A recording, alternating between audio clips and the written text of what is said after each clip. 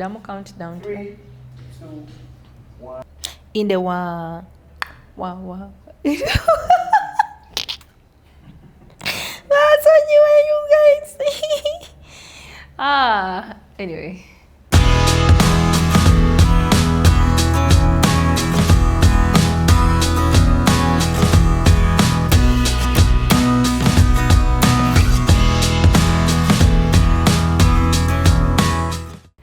Hi, and welcome back to Thrive with Mulungi, where conversations bloom. And for today, it's just you and I. So get whatever you'd like to sip on, and let's talk about life at 35.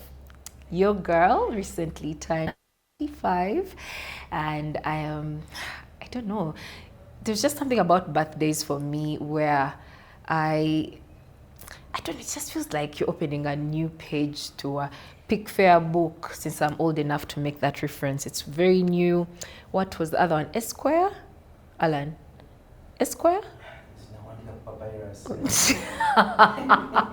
Yes, so that's what it feels, and I am very excited. I'm very grateful for how 34 has carried me. Alas, when you look at the definition of Ugandan youth, I am on my last leg. Yeah, I am on my last leg. So I felt, why not come here and we just chat a bit. Some of you are new here. Thank you so much for the new subscribers. Thank you for being part of the family. And for the OGs, thank you so much for the love. I'm so excited. So let's get into it. So I'll start with a very little life update. Nanga, you guys, as I was there, minding my business, this happened. Yeah, so I have been out of it for like a month, not dead, but I've been on bed rest for a month, and that's because my knee decided to give up. It was tired, and it's not a 30+ problem, but at least I am doing much better, currently doing physio, and I'm getting better with time. I would call these my besties because they've been two. I've been on both of them. It's been a very interesting experience. At a certain point, I was in a wheelchair. So in case you've been wondering where I have been, yeah, my besties and I have been getting to know each other a little better. However, the relationship is starting to just give way because I'm getting a little less independent on them, but I'm grateful. And when I was there for close to a month of being home and trying to recover, I started thinking, if I met at 15, if I met me at 20, or if I met me at 25, what would some of the things I've learned now, what would those things be that I would share with her? And you know, when you cross over a certain threshold, vitamins and all, memory loss. Kidding, but yes, so I wrote down a few things that I would gladly say that I've learned, or like some of the things that life has taught me along the way. I'll also give a disclaimer, too, maybe, that most of these aren't set in stone. I've learned that some of them are not just black and white lessons. They are gray areas. You get to apply them with balance and with wisdom. So you pick what works for you, and please let me know which of these lessons that you are currently learning in the comment section. But I also would like to thank you so much for the encouragement, for being with me for this while, Alan and the team for doing this with me. This baby is growing and I am excited. So let's get into life lessons at 35. I'm going to be reading some of them because, again, I felt, how about I just prepare something for you guys and just share, yes, right from my heart, but also so that I do not leave out any single thing.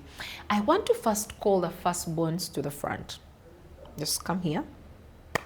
So, firstborns, lastborns that have had to become firstborns, middleborns that have had to take on duties of firstborns. One of the things that I am learning is to make boundaries as far as black tax is concerned. I know that it's a system that helps us keep our communities together. It's a way of us appreciating people that have been there for us and people that, you know, to just throw the rope down for the next person or leave a ladder for the next person to climb up. But my darling, if you do not set boundaries with black tax, you are going to get very, very resentful. And I'm saying this as someone that has grown up knowing abject poverty. I know what it's like to have everyone's eyes on you. But let me tell you, if I could meet 20-year-old Mulungi, I would tell her to learn to make boundaries. And what do boundaries look like in the black tax context? First of all, look at your context. Who are you taking care of? What is your current ability? Because if I could do it a bit differently, I did not know how to say no. People would come at me and they would come and say, I need this. This one today needs this. The other time, grandmother has fallen in a ditch. The other time, so and so has swallowed a whore. The other time, there were unending things that were happening. And I'm not saying it's bad to help, but I'm saying it's very, very important for you to set boundaries, because takers always take, and guess what, as a giver you get very depleted. So how to be practical about this is, don't just throw away your family, don't throw away the baby and the bath water. Sit down and make a plan given your context and say, okay, on a monthly basis I earn, let's say, 600,000 shillings. I genuinely am able to contribute 150,000 shillings. Now, should your family be able-bodied, please make sure you are not feeding the monster of dependency. Give them what you're able to, set those boundaries so that with time, you do not grow resentful of them. They're inviting you for Easter, but you're going to find a list. And instead of being able to set a boundary of saying, hey, unfortunately, today I'm not able to do ABCD, you start backing at everyone. You start resenting even going back home. So set boundaries, set a stipend that you can afford, and also allow them to figure out life by themselves, especially if they are able to actually work. If you do not do that, if you are a superwoman, if you're a savior, even the one that came to save us was nailed on a cross. So please be wise about it, okay? I wish I had learned that earlier. That way you're giving out of love, but also you are protecting yourself, your mental health, but your ability to give, because you have aspirations outside, meeting everyone else's needs. Lesson number 2 for me would definitely be schedule joy. Schedule joy, invest in peace, and embrace happiness. I know those look like they are 3 points in one, but walk with me. As someone that has endometriosis and adenomyosis, and now that is dealing with, with health complications, life has shown me that the bad times will always come. They will come uninvited, unprovoked. So I need to make sure that I make time for joy. You'll practically schedule and say, I am going on my timetable on a daily, I'm going to do something that gives me joy. I'm going to feed this particular part of my life that brings me joy. Investing in peace is you being able to, again, have a system where the things that give you peace, you nurture them, just like you water a plant. Embracing happiness, I find happiness fleeting. You may not be happy all the time, but I've found that if you've invested in peace and you schedule your joy, you will weather life storms a little better than you think. So make time for those 3 pillars in life, and you will definitely thank me later. One of the things that I wish I could tell younger me, point number 3, is fall in love with your individuality. I understand that we don't exist in a vacuum, but you will never find a Mulungi like me. You will never find, I know you hear me refer to him a lot, you'll never find another Alan, you'll never find another Arabella, you'll never find another you. Why? Because you exist for a reason. And I understand that we are in an era of self-improvement, getting better at ourselves. First, embrace who you are. What are those unique things that make you you? It could just be how you laugh. It could be your quirkiness. It could be how you love people, how you show up, how you get all the assignments done.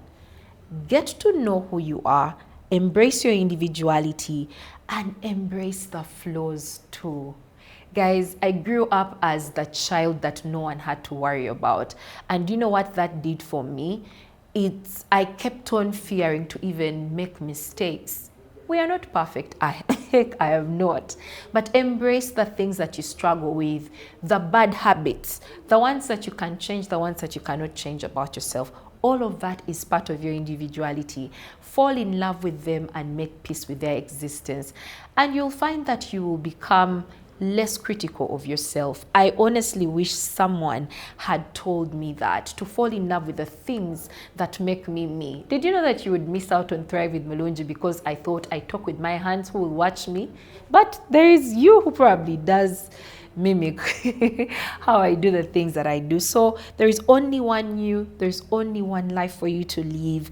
And while it's good to improve on yourself, please make space for who you are and let your individuality shine through. Your view of life, how you cook, how you decorate your house, the things that make you you, those are the things that will attract the right people to you and a tribe to carry with you throughout life.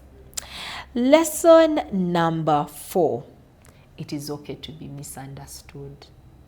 Again, as a firstborn, I grew up as a child born to teachers. And if you know what that is like, you are the number one example. Like, everyone is looking at you and you are your parents' reflection. However, with time, as someone that has made 35, there are certain things I can't blame my parents for anymore. There are certain things that are my own decisions to make. So one of those is to realize that I'm not going to be everyone's cup of tea. I used to spend so much time explaining myself to people. No, you see, I'm like this because of ABCD. God forbid someone says Mulungi is like this, and then I'll just pause everything I'm doing and run and try to explain. It is okay to be misunderstood. It is okay to not be perfect, because especially for you, my people-pleasing girlies and guys, I know that sometimes you're trying to prove a point. We're in a culture that wants to dunk on haters. You are wasting your good time. It's okay for people to not understand what you have going on. Focus on the main goal. Focus on what you want to do, and you'll go very far in life. Otherwise, you're going to waste time, resources, trying to prove people wrong, people that didn't even care in the first place. This one, for as long as you exist in Kampala, you can never be too old for a heartbreak.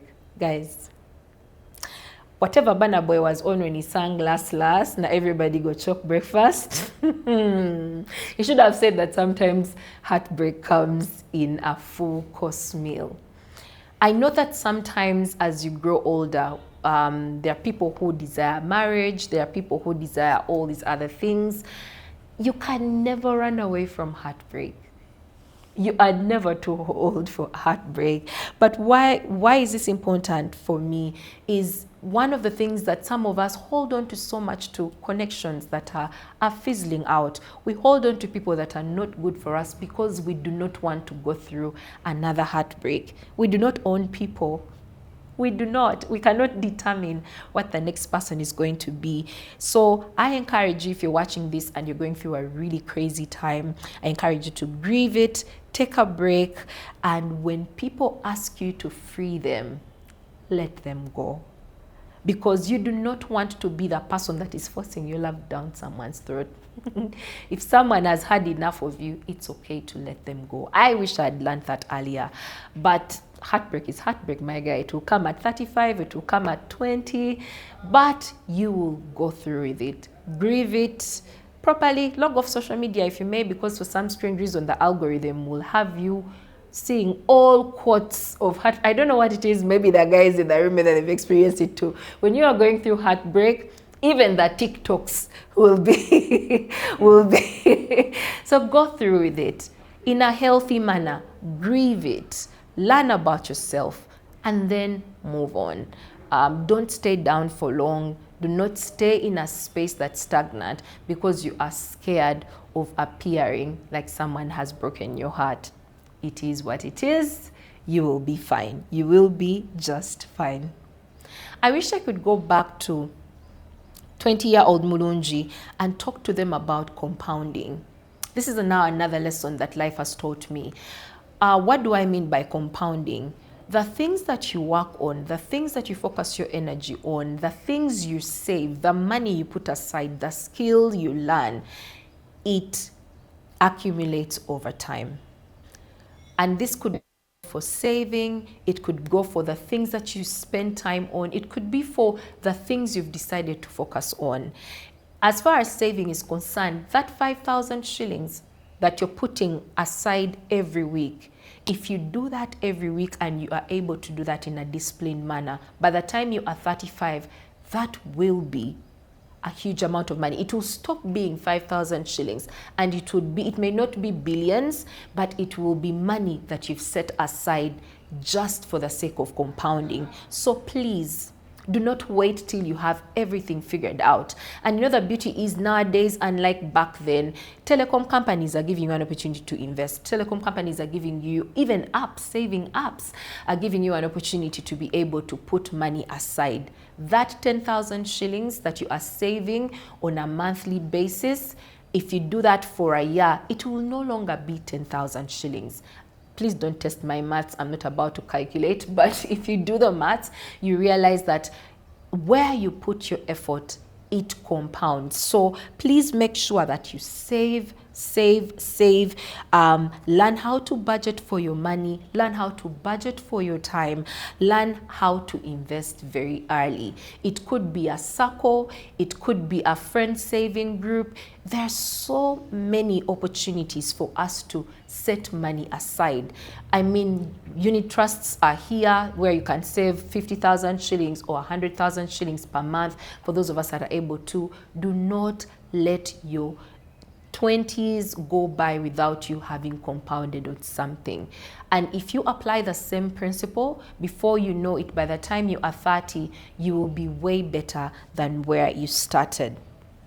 For my people that are online all the time, but also for my people that do not know when to turn down battles, this lesson is for all of us.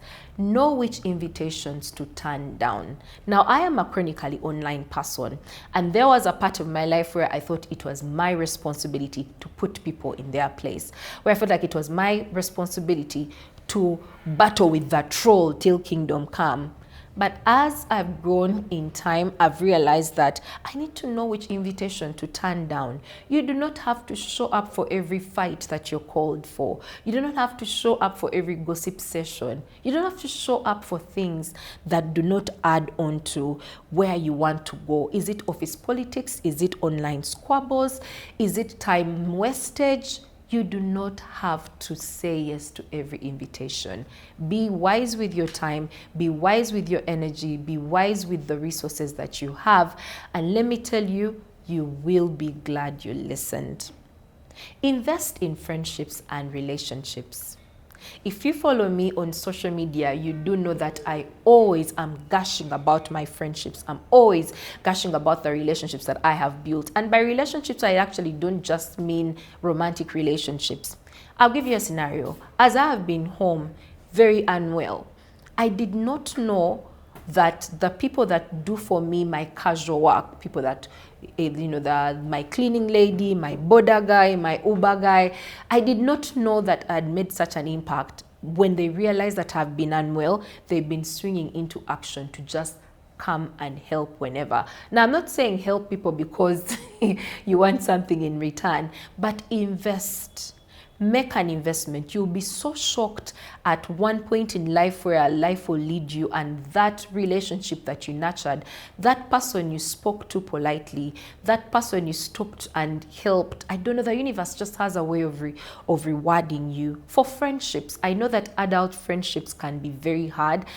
Please make sure that you pour into your friendships. And I am challenging myself as I'm growing a year older. As someone that lives with a chronic illness, sometimes the temptation to just receive and receive can be too much because, you are already going through it. One of the things I'm challenging myself is to also be more present for the people that invest into my life, because where would I be without friendship? And for my friends, I love you. I love you so much. So the other thing while we're talking about investing in friendships and relationships is sometimes the best apology you can give is leaving people alone. Now, as a plant mom, there are times when you're giving this plant the best care and you're doing everything to the dot. but the season for it has died. The season has come to an end. And sometimes in our flaws or as we are relating with people, we are not going to be right all the time.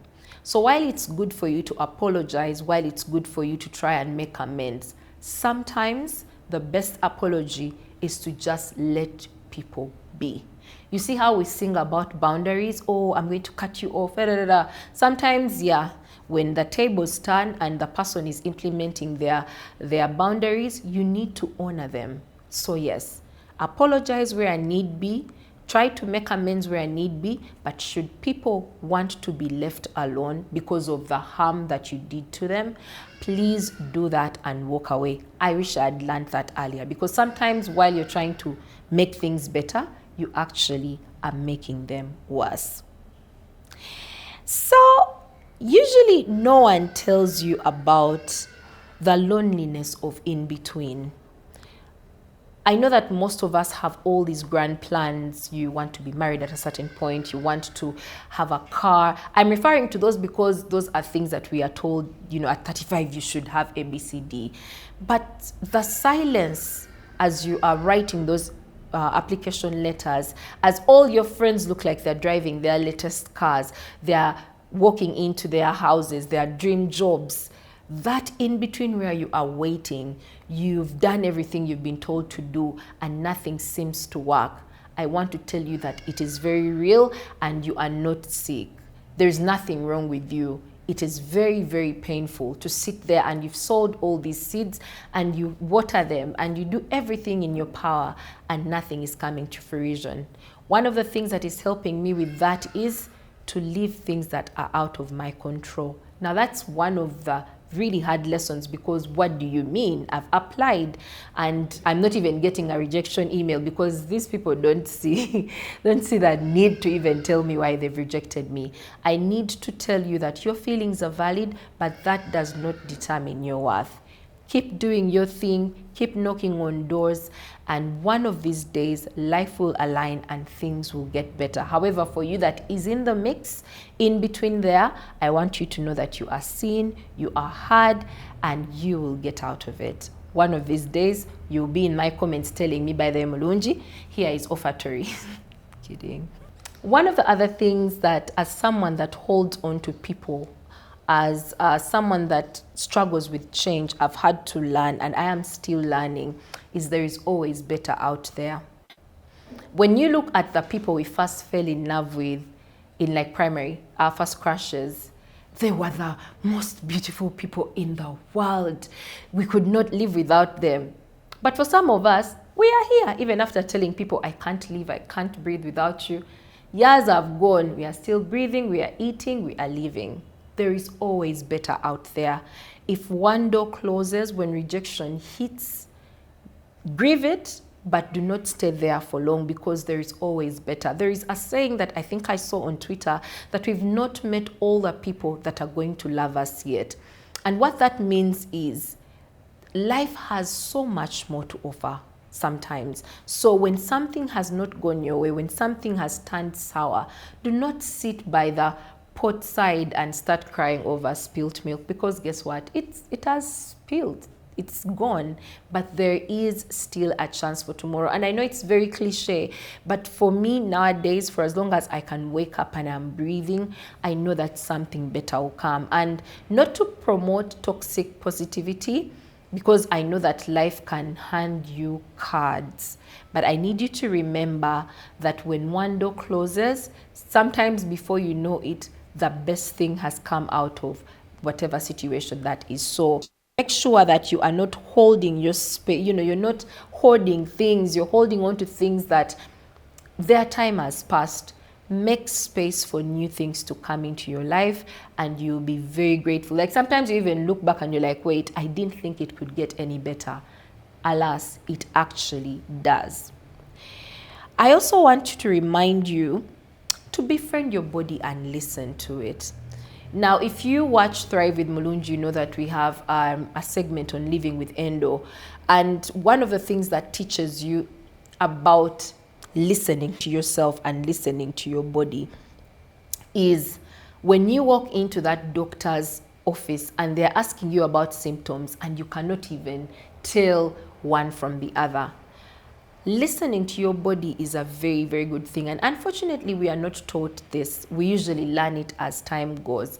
And what that does for you, especially for us, the women, you will know where am I in my 4 cycles, the 4-part cycle of my menstrual cycle. Where am I? What am I supposed to be doing this time? What am I supposed to eat? If I'm to walk into a doctor's office now, what color is my discharge? What changes have I noticed? Now, for instance, for my leg, I've been asked, what do you feel? If you do not know your body fully, if you are a stranger within your body, it gets a bit hard for you to actually advocate and realize where you need rest, but to also give feedback on where your body has detected that something is wrong. So besides just knowing your body type, besides knowing what you like, familiarize with your body. When you wake up, how does your body feel? When you sleep a certain way, how does your body respond? When you eat something, how does your body respond? This will help you, especially if you're living with a chronic illness, to be able to advocate for yourself much better because you know how your body works. This has helped me even with medicines, where I'm able to walk back into the doctor's office and I say, you gave me this combination, but this is what my body is feeling.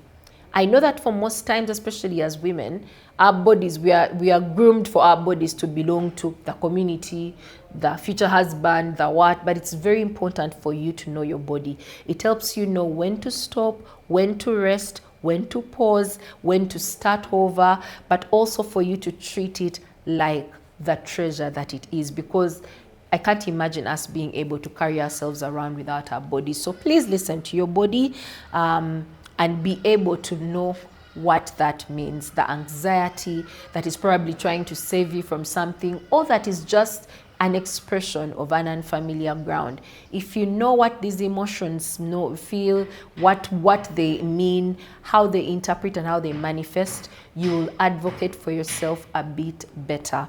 Which also brings me to another point of learn to advocate for yourself. Now, this cuts across all things. Is someone violating your boundaries? You will be able to say, hey, yesterday you did ABCD and I do not like it.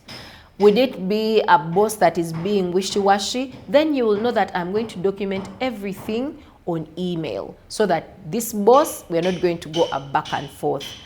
Do you need a break? Say that. It's going to be very hard for you to advocate for yourself if you do not know yourself. It's going to be very hard for you to stand up for yourself if you do not even know what you're standing up for. So be someone that roots for yourself. Be someone that bets on yourself. Be someone that can clearly articulate and say, this is where I'm going and this is what I want. I also had noted down something, especially as far as educating ourselves. Guys, we are in the technology era. There is no reason for you to be ignorant. Please educate yourself. Educate yourself about life, about politics, because running away from politics does not mean it's not going to affect you. Educate yourself about current affairs. Be someone that is not just tunnel-visioned. Be someone that is well-rounded, because sometimes I've been able to get opportunities because of how well-rounded I am as a person. So know about football, know about what's happening in your neighborhood. Be someone that is involved. Do not allow to be ignorant. You don't understand what feminism is about? Read up about it. Watch videos about it. You don't know what endometriosis is about? Immerse yourself in knowledge. And I fear sometimes that our reading level and our comprehension level has gone down, which is really sad, but it's also because we no longer desire to get wisdom, or we no longer desire to get knowledge. So don't be that person. Be the kind of person who makes sure that you educate yourself, and it is okay to change your mind when you have new information. Do not be stuck in, me, this is what I've known. Myth is, if new information has come up and it's going to help you have a better understanding of something, please go by all means and learn something from it. Sometimes things don't work out and there is no big lesson I think that's one of the most humbling things. Sometimes you want to like put purpose to pain. You're like, this has to, no. Sometimes you are just suffering. You are not Job. Sometimes it's just a bad day because life is imperfect. So it's okay for you to just take things a day at a time and trust in your ability to move on. One of the things that now grounds me is to know that I will bounce back. It may take long, but I trust that I'll be able to bounce back from whatever it is. So it's okay. You don't have to theorize and say, you see now, Alan stepped on my toe because God is teaching me humility. I don't know, man. I don't know if that's how it operates, but sometimes life is just life. Life is hard. Life is complicated. Life is layered. But trust in your ability to pick yourself up and move on. I also would like to say, in almost all of these things, at the end of the day, I need you to take care of your body. Take care of your body. Because especially for those of us, as you're growing, you start developing pains that you didn't know existed, discomforts that you didn't know were a thing. Take good care of your body. Eat well. Exercise, do that. If it's the next degree, do that. Take good care of your body, because when this body gives way, that's a conversation for another day. Take off time, and this is a sub to someone in this room. Sleep. Make off time and sleep. If you take care of yourself, you're going to be able to show up for others. You're going to show up in the best of your abilities. Last but not least, to age is good.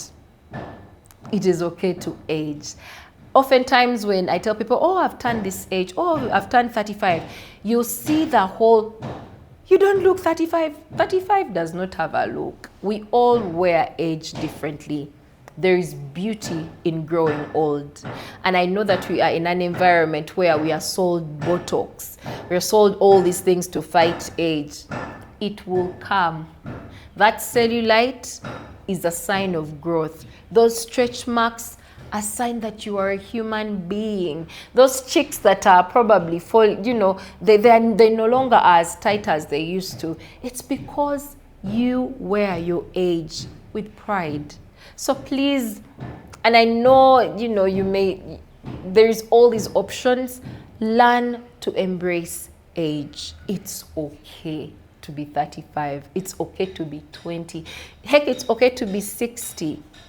There is nothing wrong with aging. Please do let me know if any of these resonated. And so grateful to be this age. I'm never going to be 35 again, so I'm going to make the most out of it. And of course, I will catch you in the next episode of Thrive with Mulungi. Lots of love. And I'm so, so grateful that I get to do this life journey with you. I'm so excited to see what the next years have to give. Love you. Bye-bye. I am so dead. Yay! Oh, yeah. See, this is what happens when you age. You eat cake.